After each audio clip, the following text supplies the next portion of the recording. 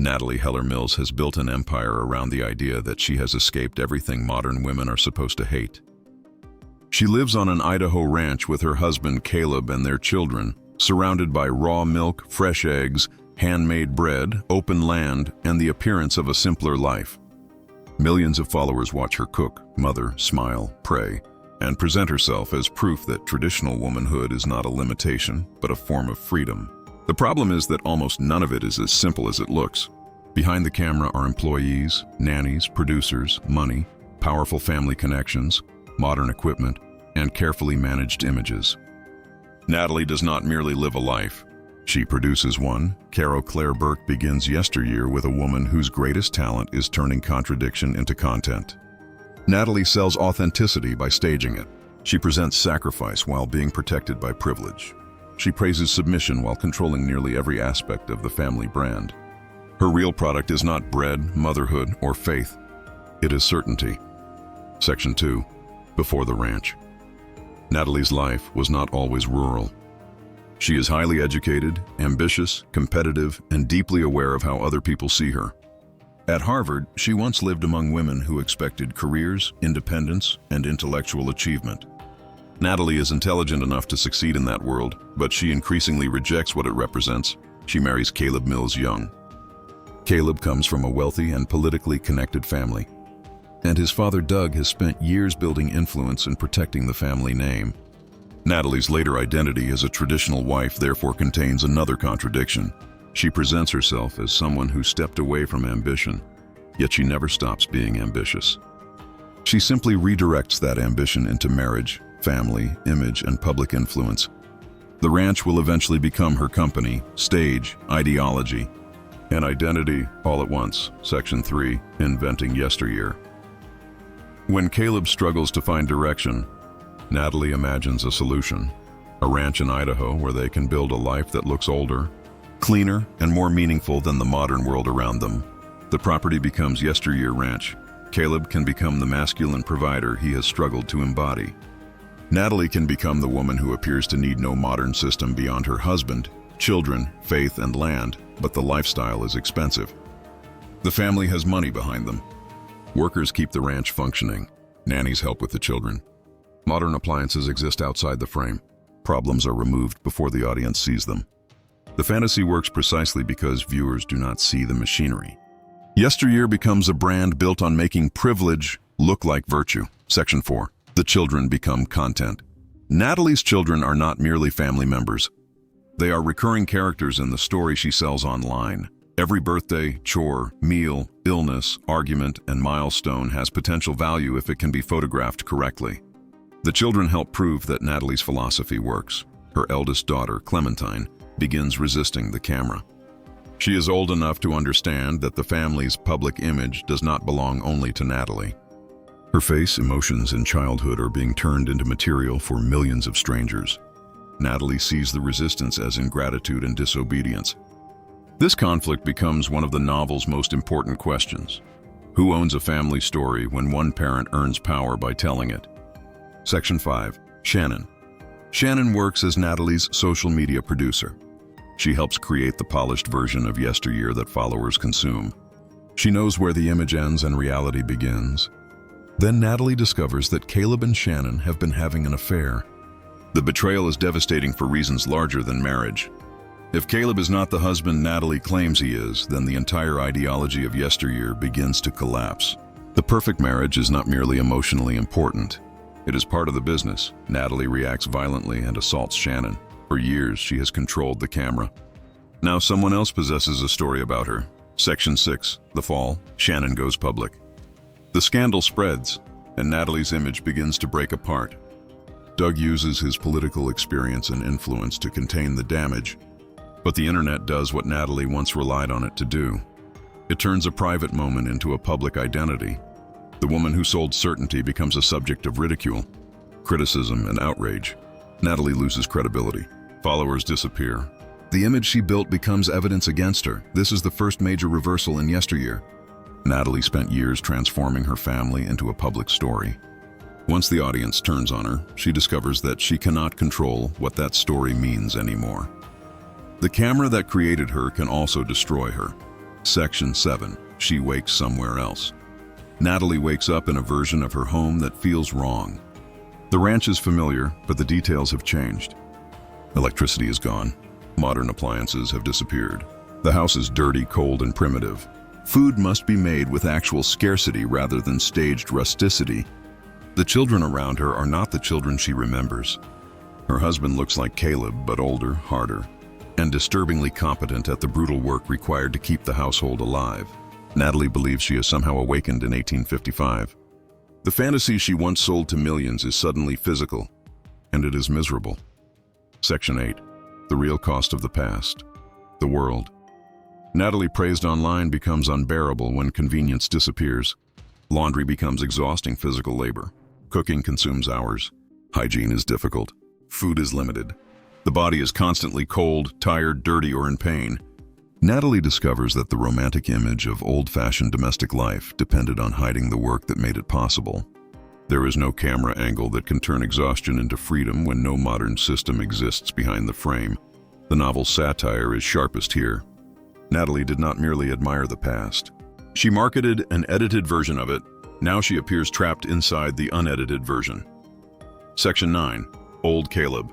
The man Natalie identifies as Caleb behaves differently from the husband she remembers.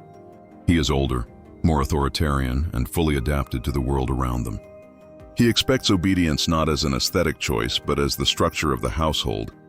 The gender hierarchy Natalie once praised becomes frightening when she has no economic independence.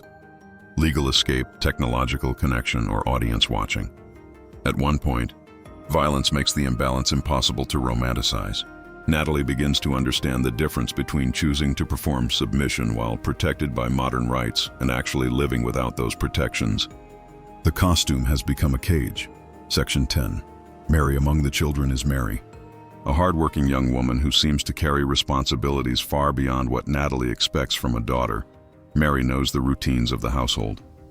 She works, cooks, helps manage the younger children, and treats their isolated world as normal. Natalie looks at her with confusion because Mary does not fit the life Natalie remembers. But Mary becomes central to the mystery. She behaves like someone who has never known another world. Natalie sees hardship. Mary sees home. That difference becomes more disturbing than any theory of time travel. Section 11. Is this a show? Natalie searches for an explanation she can understand. Maybe this is an elaborate reality television production. Maybe hidden cameras are recording her. Maybe someone has recreated the 19th century as punishment or entertainment. The idea is absurd. But it also makes emotional sense to Natalie because she has spent years treating life as something that exists in front of an audience. She cannot easily imagine suffering without spectators. Even after losing social media, she continues thinking like an influencer. She studies the environment for evidence of production. She imagines rescue arriving once the experiment has gone far enough. The invisible audience remains inside her head. Kitchen 12, the escape attempt. Natalie tries to escape the ranch. The attempt ends brutally when she is caught in a snare trap and seriously injures her foot. The injury changes the balance of the story. Until this moment, Natalie can still treat the experience as temporary. Physical damage makes the world impossible to dismiss. She becomes dependent on the household she wants to escape. Her body is now part of the trap. Yesteryear repeatedly turns Natalie's old philosophy against her. She once praised toughness, self-sufficiency, and the rejection of modern softness. Now, every missing convenience becomes a form of danger. Section 13. God. Punishment and meaning as weeks become months. Natalie needs a new explanation. If this is not a show, perhaps it is a test from God. Faith gives structure to what otherwise feels meaningless. Natalie begins interpreting suffering as punishment, purification, or divine instruction. This is psychologically useful because it allows her to remain the center of the story. Her pain must mean something. It must be designed for her. But the belief also reveals how deeply performance and religion have become intertwined in her identity. Natalie does not simply ask what is happening. She asks what role she is supposed to play inside it. Section 14. The body does not obey the brand. Natalie notices that she has not had a period in months. She concludes that she may be pregnant again. Pregnancy once fit easily into her public image. A growing family reinforced the story of abundance, motherhood, and traditional purpose. In this world, the possibility feels terrifying. There are no modern hospitals, no easy medical care, and no guarantee of survival. Pregnancy is no longer a symbol on a social media page. It is physical risk. The body refuses to remain ideological. It turns belief into consequence. Section 15. Maeve. As winter approaches, Maeve becomes ill. The household's lack of modern medicine becomes impossible to ignore. What once looked like independence from modern systems now means helplessness. When a child needs care, Natalie's fear becomes practical. If she stays, Maeve may die. If Natalie is pregnant, the coming winter may make escape impossible. The crisis finally forces her to choose action over explanation. She decides she must leave the ranch and find help. Section 16. Mary shows her the way. Mary quietly gives Natalie information about where to go. Natalie leaves under the pretense of finding medicine. This moment is important because Mary, who appears most fully adapted to the supposed 19th century, becomes the person who helps Natalie move toward the truth. The daughter knows more about the boundaries of their world than the mother understands. Natalie walks away from the ranch expecting wilderness, danger, or perhaps evidence of civilization. What she finds destroys the entire structure of her reality. Section 17. Manosphere. Natalie discovers a trailer. It does not belong in 1855. Inside are modern objects, packaged food, instant ramen, and a television. The collision between worlds is so extreme that Natalie can no longer explain it through time travel. The trailer is marked with a word from modern culture, Manosphere. Then a man appears. He recognizes her. He calls her Mama. Natalie realizes she is looking at someone connected to the children she remembers. The past begins collapsing into the future. Section 18. Stetson. The man is Stetson, one of Natalie's children, now grown. This is the moment when the central mystery changes completely. Natalie has not traveled backward. Time has moved forward. The world she believed was 1855 exists inside her own future. The revelation is more terrifying than time travel because it means someone created this place deliberately. And slowly Natalie begins to understand that the person who created it may have been herself. Section 19. Clementine returns. Natalie rushes back to the ranch. Then Clementine arrives. She is no longer the adolescent daughter Natalie remembers.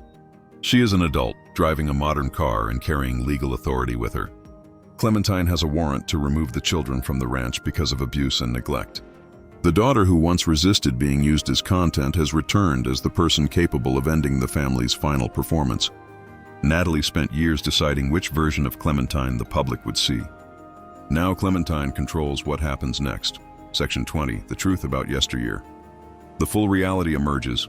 After the Shannon scandal and the collapse of Natalie's public life, Natalie and Caleb withdrew from modern society. They transformed the ranch into a real version of the lifestyle Natalie had once pretended to live. Technology disappeared, isolation deepened. Children were raised inside a fabricated historical world. Natalie's psychological condition deteriorated until the performance stopped feeling like a performance. She forgot that she had built it. The ranch was never 1855. It was an ideology turned into architecture. Section 21. The children who escaped. Clementine had already resisted years earlier. As a teenager, she escaped and helped younger siblings reach the outside world. That act becomes the first genuine break in the family system. Natalie once framed independence as rebellion against family. Clementine discovers that independence is the only way to protect the children from the world their parents created. The older children grow up outside the ranch. Some remain connected from a distance, but inside yesteryear, another generation grows up believing the fiction. The family has split into people who know the truth and children who were born inside the lie. On Section 22, Natalie is not pregnant. One final illusion collapses. Natalie is not pregnant. She is a woman in her 50s experiencing menopause. Her inability to recognize her own age reveals how completely time has disappeared inside yesteryear. Natalie once built a career around freezing herself inside an image. Beautiful wife, fertile mother, domestic ideal. Now her mind has done something similar. She has erased decades. The woman who made a living editing reality has edited herself. Section 23. The children are taken. Clementine takes the children away. For Natalie, the moment is devastating and strangely clarifying. She tells the children she loves them, realizing how rarely love existed in the household without being attached to duty. Obedience, motherhood, branding, or performance. Only Natalie and Caleb remain behind without the children. The cameras, the ideology, and the fantasy. Their marriage has almost nothing left to hold it together. They finally acknowledge what Yesteryear was built to conceal. They should have separated long ago. The perfect marriage lasted because admitting failure threatened the entire story. Section 24, 5 years later. 5 years later, Natalie is serving a long prison sentence for child abuse. She agrees to a televised interview with Rena Magliotti, her former Harvard roommate, now a journalist. The structure is almost cruelly perfect. Natalie began by turning private life into media. Now her punishment is also mediated. Even in custody, she remains aware of image, sympathy, presentation, and the possibility of telling the public who the real Natalie is. Rena gives her a book. It is Mary's memoir. For the first time, Natalie is forced to encounter the family story written by someone else. Section 25, The Book of Mary. Mary's memoir represents the reversal at the center of Yesteryear. For years, Natalie controlled the story. She decided what marriage looked like, what motherhood meant, what the children could show, what the audience should believe, and what parts of reality were allowed to exist. Clementine breaks the physical captivity. Mary breaks the narrative captivity by telling her own story. Mary takes a family history built on performance and turns it into testimony. This is why Yesteryear is ultimately about more than tradwife culture. It is about who controls reality when life becomes content. Natalie's tragedy is not simply that she is a hypocrite. She is intelligent enough to understand contradiction and disciplined enough to hide it. The catastrophe begins when maintaining the image becomes more important than protecting the people inside it. She sells a fantasy of the past because the past cannot answer back. Then she creates a household where her children cannot answer back either.